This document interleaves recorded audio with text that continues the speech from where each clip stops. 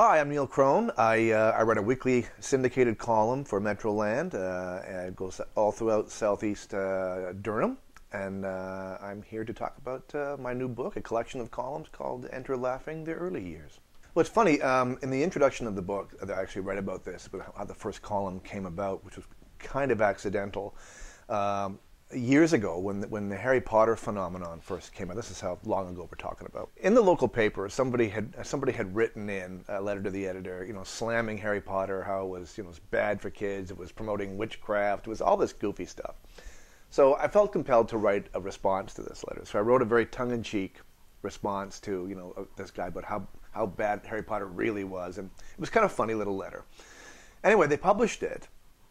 And I got a call from Bruce Froud, who was working for Metroland, Durham region at that point in time, and he said, we got a great response from your letter that you wrote in. He said, would you be interested in writing like a monthly humor column?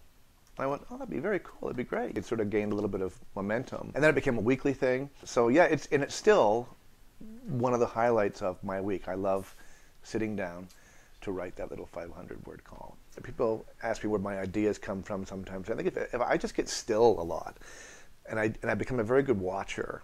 I love watching people. I love sitting in an outdoor cafe and just watching, because everybody's got a story. Everybody has lots of stories, and there's always something going on. This is a pretty magical world if you just let yourself sit and be still and get it. And I can write about virtually anything.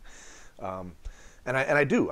Sometimes I'll write about something as silly as a four-way stop, or something as goofy as, the other day I was following a teenager to school. I was walking the dog, and I was just fascinated by how she was just completely slouching and all this stuff, and those little goofy things. But then there's other times when I feel very much compelled to write about things that are very important to me, because I think they resonate with my readers. And things like even like my separation. When my wife and I separated, as a result of my wife coming to terms with her new sexuality. It's a very private thing, obviously, but I did feel compelled to write about it at some point in time, largely because writing is therapy for me. It was helping me deal with it and explain what was going on in my own life. I had to hold off for a long time, though, because it's a very private issue. And I certainly ran it past my wife and my kids, that column, before I published it. I said, I'd like to do this. I think it's important, because I think other people will take some very important things away from this, because I think what's happening to us is unique. It's not bad in any way. It's difficult sometimes, but it's very important, and I think it's a way to help other people in their own situations. What happened was when I did finally publish it, was we got a wave of wonderfully supportive emails and letters from people. I got a letter, an anonymous letter, from a man who was probably in his 80s, telling me that he had lived a secret life, as a gay man in a marriage for 60 years.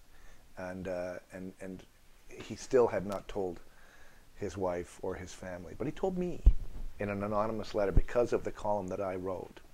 And that, to me, was instant validation of what we had done. And that's why I've said on many occasions that this little 500-word column is one of the most important things in my life, and because that's the stuff that you can almost say, oh, I can die happy now because I helped people, but that's when you really feel like you're connecting. For some reason, I've never had an issue with delving into my own personal world and sharing that with people. I think there needs to always be, even if it's a fairly serious topic, there needs to be some light at the end of it. And very often, what works best is when you have something funny that's stuck in the middle of something that's quite sad or serious, and the counterpoint makes it just that much lighter. And so those types of columns, when I read about my children, I remember writing a column that I really liked a lot. It was when my oldest son was graduating from grade 8, and I just wrote him a list of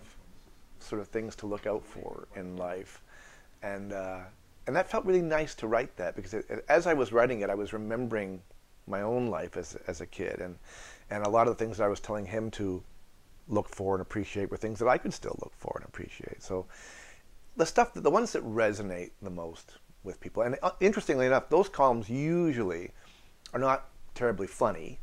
They may have moments of humor in them, but they're mostly about life, and those are the ones that I think are my favorites. You got to figure out what your perspective is on life. Are you a glass half full, or are you a glass half empty person? Because I'm a big believer that what we focus on, what we choose to place our thoughts and our energy into, is what shows up in our life. I've witnessed that in my own life, so it's important. My publisher and I decided to do this.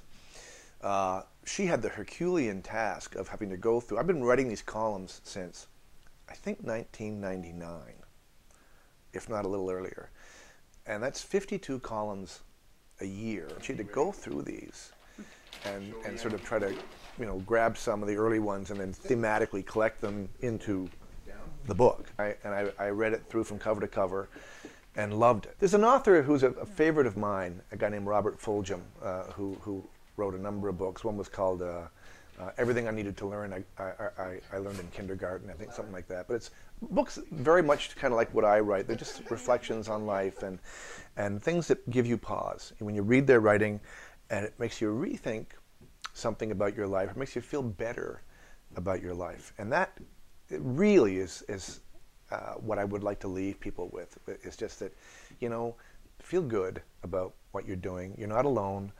What you're going through is what we all go through, and that things are good, and the universe is a wonderful place to be. And so if people take that away from the writing, then I've done my job.